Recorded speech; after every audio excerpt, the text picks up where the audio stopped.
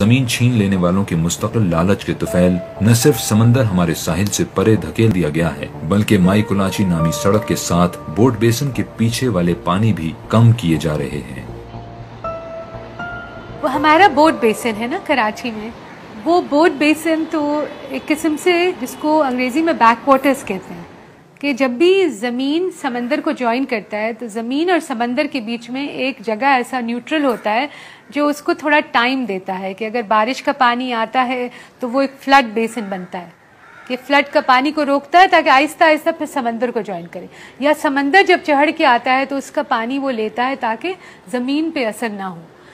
और यही back water वो होते हैं जो कि मैनग्रूव्स, झींगे मछली, उनके अंडे देने की जगह होती है। और मैनग्रूव्स कुदरती फ्लड से रोकने वाली एक किस्म से दीवार बन जाती है। न सिर्फ वो बेतहाशा बारिश के पानी को न्यूट्रलाइज करती है, आबादी में जाने से रोकती है, वहाँ के मैनग्रूव्स को पैदा करती है जो कि फ्लड्स रोक सकते हैं।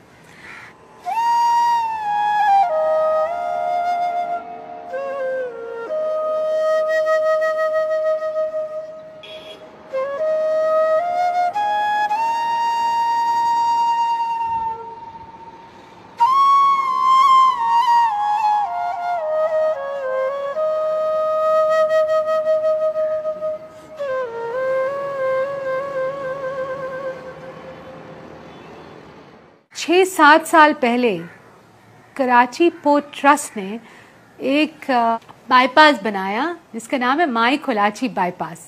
जब बनाते वक्त उन्होंने कोई ख्याल नहीं किया कि ये बोट बेसिन की अहमियत क्या है, यहाँ कौन सा चैनल आ रहा है। 2 चैनल आ रहे हैं, सोल्जर बाजार drain, city railway station drain, जो पूरे पुराने शहर का गटर, इंडस्ट्रियल वेस्ट सब लेके उस पॉइंट पे आता है। वो जो पानी ला रहा है वो तो पीछे से ला रहा है, तो वहाँ पर जो रोड क्रॉस किया, जैसे ये नाला आ रहा है क्रॉस कर रहा है, इस क्रॉसिंग में जहाँ पर वो 65 फीट वाइड पहले थी तो उसको आधा बना दिया गया, आधा कर दिया गया, और उसकी बेस को भी कम कर दिया गया, जिसकी वजह से ये पूरा पीछे का तो इलाका गया ख़त्म, पूरा मैनग्रोव सब कुछ ख़त्म।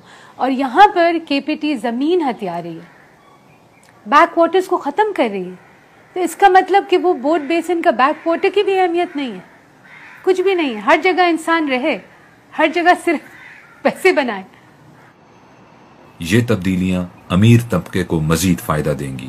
मरात याफ्ता तबके कराची के चेहरे की इस बदनुमा खुशनुमाई से आलमी मयार का शहर बन जाने पर जश्न तो मना सकते हैं, मगर इन तब्दीलियों की वजह से आने वाली तबाही बहरहाल इनमें और अवाम में कोई फर्क नहीं करेगी। अगर कराची के गंदे नालों और बरसाती पानी की निकासी के सिस्टम पर तजावुजात बनती रहीं तो गरीब और अमीर दोनों तबके सख्त नुकसान उठाएंगे। तो हल ये कि एक ज़मीन को हथियाने का अमल रोके, उसको वापस बैक वाटर्स को रिक्लेम कर